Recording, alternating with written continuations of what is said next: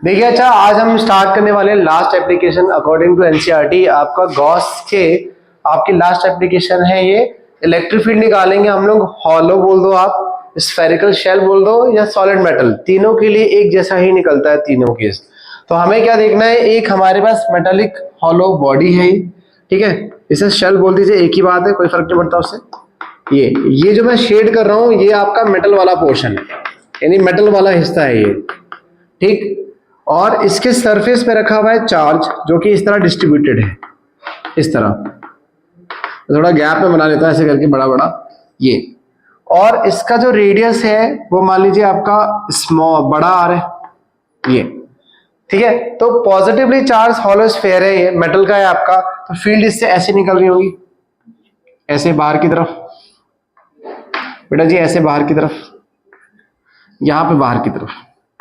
हमें क्या करना है, और भी निकाल सकते हो, बहुत सारी फील्ड निकल रही होंगी, मैंने कुछ पर्टिकुलर लिए ताकि डायग्राम हॉस्पोस हो। अब सोचो कि इसमें ना हमें अंदर फील्ड पता करनी है, हमें सरफेस पे पता करनी है और आउटसाइड पता करनी है। तो अंदर वैसे भी चार्ज है ही नहीं, सारा चार्ज क्या है, बाहर। और लास्ट लेक्चर में मैंने डिस्कस भी किया था कि चार्ज आपका अंदर रखो तब भी नेट जीरो हो जाता है, ये मैं डिस्कस कर चुका हूं, आप रिवाइज कर लीजिएगा, ठीक है। सपोज मैंने एक पॉइंट लिया यहाँ पर, यहां बताना है, तो आप ध्यान से देखो, अगर मैं ऐसे कर लूं, कहने का मतलब है मैंने एक पॉइंट ले लिया यहां पर, ये पॉइंट यहां पे P पॉइंट, ये R लेस देन R है।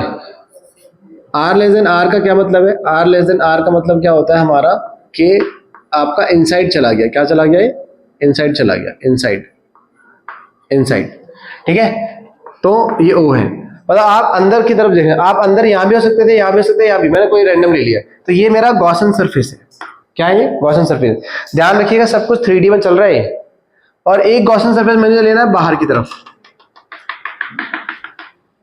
ये मेरा बाहर की तरफ गॉसन सरफेस। तो बेटा जी इसको अगर मैं ऐसे दिखाऊं तो ये जो रेडियस होगा ये R, ये कहलाएगा R greater than R, R greater than R। ये गॉसियन सरफेस 2, ये 1। अब हमें फ्लक्स निकालना है आपको, ठीक है। इतना छापो, फिर बढ़ते आगे। देखो आगे बढ़ते हैं, डायग्राम आपको क्लियर है। ये पूरा एक हॉलो स्फीयर है मेटल का, ऊपर चार्ज है प्लस प्लस प्लस प्लस, इसका मैग्नीट्यूड मैं बोल देता हूँ कैपिटल Q है, कैपिटल Q। हमें एक अंदर देखना है फील्ड, सरफेस के बाहर देखना है और सरफेस पे देखना है। तो हमने एक Gaussian surface dot dot dot बनाया S1, एक बनाया बाहर S2, ठीक है।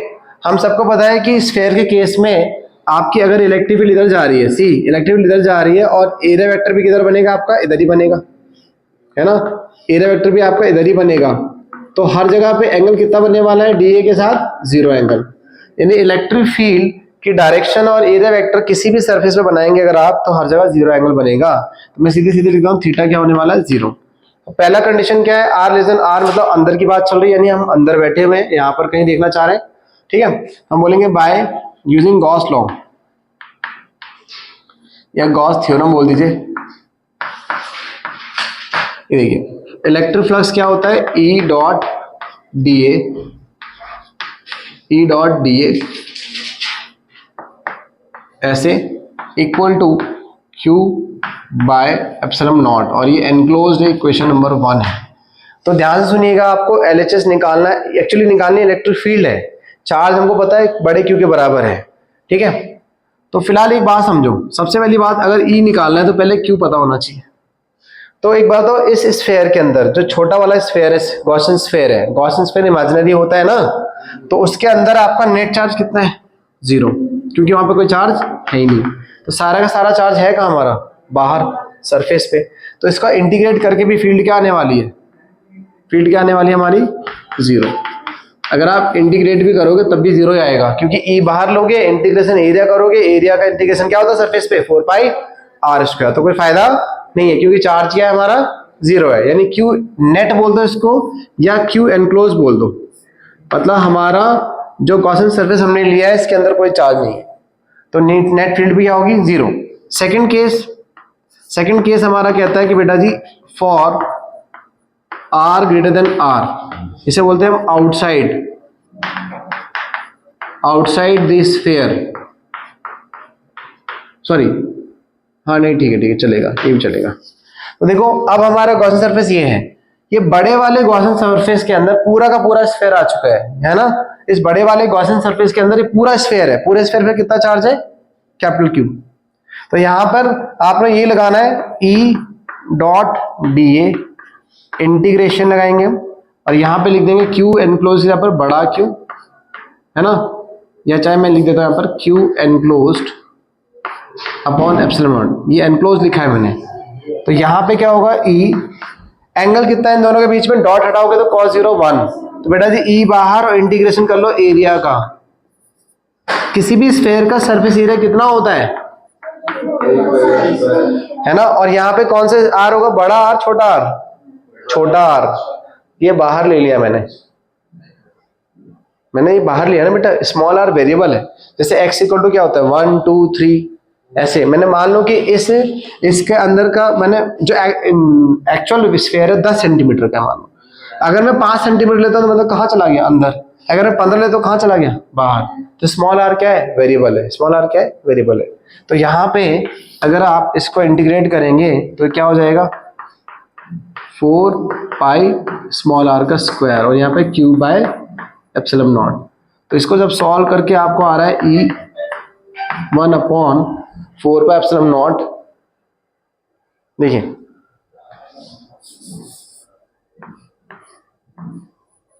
4 pi epsilon naught Q by epsilon not.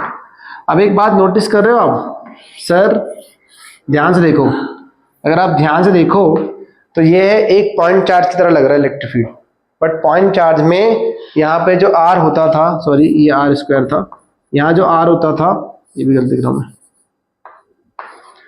जो आर होता था वो डिस्टेंस होता था, याद करो पॉइंट चार्ज से फील्ड, ये कैपिटल क्यू आर, यहाँ पे फील्ड अगर निकालनी है आपको पी पे तो होता था क्या के क्यू बाय आर स्क्वायर। यहाँ पे आर डिस्टेंस है, यहाँ पे आर क्या है, रेडियस है, क्या है, रेडियस है आपका। ठीक है, एक और चीज देख लेते हैं इसकी, सरफेस पे देख लेते हैं, सरफेस पे। तो अगर हम तीसरा केस बनाते हैं यहाँ पर, तीसरा case for R equal to R, यानी कि ऑन सरफेस, ऑन सरफेस। अब जरा गौर से देखना मेरी बात, अगर आपका पूरे स्फीयर पे चार्ज है plus plus plus plus plus plus plus plus, अगर मैं बिल्कुल इसके ऊपर बना लूं, बिल्कुल जस्ट ऊपर गॉसियन सरफेस, जस्ट इसको कवर करने के लिए, क्योंकि मैंने इस बार क्या बोला, आर इक्वल टू आर तक जाना है, यानी हमको गॉसियन सरफेस एग्जैक्टली इसके सरफेस पे लेना है, तो मतलब पूरा स्फीयर तब भी कवर हो रहा है। बस फर्क क्या होगा, इस बार जो सरफेस एरिया इंटीग्रेट होकर आएगा वो बड़ा आर स्क्वायर आ जाएगा, राइट। तो यहाँ पे कुछ नहीं करना, आपको सिंपल लिखना है sir, again E D A dot dot, यहाँ पे हो जाएगा क्यू, सीधे लिख देता हूँ एप्सिलॉन नॉट, और इसका इंटीग्रेशन आएगा आपका क्या आएगा, E into 4 pi R square, है ना, equal to Q by epsilon naught. ठीक है बेटा, ये क्यू बाय एप्सिलॉन नॉट। इस बार एरिया पूरा आ जाएगा, एक्चुअल आ जाएगा आपका, क्योंकि मैंने इस बार आर इक्वल टू बड़ा आर रखा है। तो मेरे पास फॉर्मूला क्या बना, 1 upon 4 pi epsilon naught Q by R square. This is what electric field on surface. तो सबसे ज्यादा इलेक्ट्रिक फील्ड कहाँ होती है, हमारी सरफेस पे ही होती है, क्योंकि सारा चार्ज कहाँ है, सरफेस पे ही है। तो अंदर फील्ड क्या है, 0, सरफेस पे क्या है, के क्यू बाय आर स्क्वायर बड़ा आर, और लास्ट में क्या है, स्मॉल आर, है ना।